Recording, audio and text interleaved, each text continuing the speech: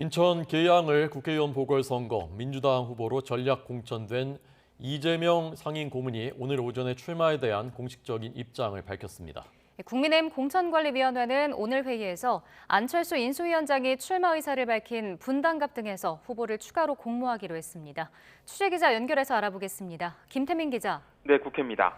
네, 이재명 고문이 지난 대선에서 패배한 뒤에 2개월 만에 다시 정계 무대에 복귀하는 건데요. 오늘 공식 입장을 내놨죠? 네, 이재명 고문은 오전 9시쯤 무한 책임지겠습니다라는 제목의 글을 자신의 SNS에 올렸습니다.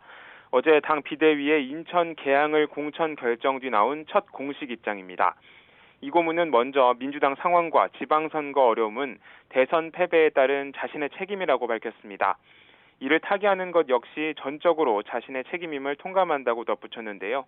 그러면서 국민의 집단지성을 믿고 민심의 바다에 자신을 던지겠다고 강조했습니다. 또 힘겨운 선거에 나선 민주당 후보들과 함께 혼신의 힘을 다해 이기겠다고 말했습니다. 이에 대해 경기지사, 서울시장 선거에 각각 도전하는 김동연, 송영길 후보는 환영의 뜻을 나타냈습니다. 하지만 서울시장 선거 출마를 고사했던 박영선 전 장관은 SNS에 원칙과 공정 앞에 혼란스러운 마음이라면서 부정적 견해를 내비쳤습니다. 네, 국민의힘 공천관리위원회 회의 결과도 자세히 전해주시죠. 네, 윤상현 보궐선거 공천관리위원장은 오늘 낮 국회에서 회의를 마친 뒤 취재진과 만나 국민의힘이 성남 분당갑과 인천 계양 을지역에서 모레 후보를 추가 공모한다고 밝혔습니다. 최대 관심사는 안철수 인수위원장을 분당갑에 전략 공천할지였는데 오늘 결론을 내지 않은 겁니다. 국민의힘은 일단 추가로 후보를 공모한 뒤 오는 10일 면접을 거쳐서 전략 공천 여부를 결정하기로 했습니다. 이미 분당갑 지역엔 박민식 전 의원 등이 출마 선언을 한 터라 경선 가능성도 제기되는데요.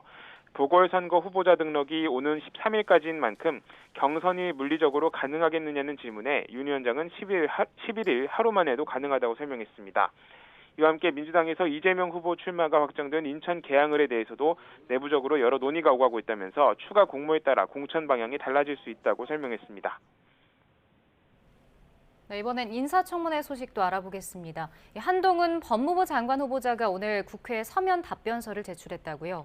네, 어젯밤 더불어민주당 박주민 의원이 한 후보자가 서면 질의 답변서를 내지 않았다면서 인사청문회법 위반이라고 비판했는데요. 한동훈 후보자는 오늘 국회에 답변서를 냈습니다.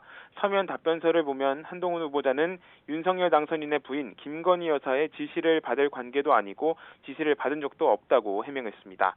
또 지난 대선 기간 공개된 김 여사의 녹취록 가운데 한동훈한테 전달하라고 하겠다는 발언과 관련해 별도 지시를 받은 적 있느냐는 질의에 대한 답변입니다. 다만 한동훈 후보자는 자녀 신상에 대한 질문에는 사생활의 비밀과 자유를 침해할 우려가 있다며 답변하지 않았지만 각종 의혹에 대해선 조목조목 반박했습니다. 특히 이른바 채널A 사건 당시 감찰과 수사를 방해했다는 의혹에 대한 질문에는 정치권 음해가 있었지만 검언 유착 의혹은 법원의 무죄 판결과 검찰의 불기소 처분으로 실체가 없다는 것이 밝혀졌다고 강조하기도 했습니다. 한동훈 법무부 장관 후보자에 대한 인사청문회는 모레 9일로 예정돼 있는데요.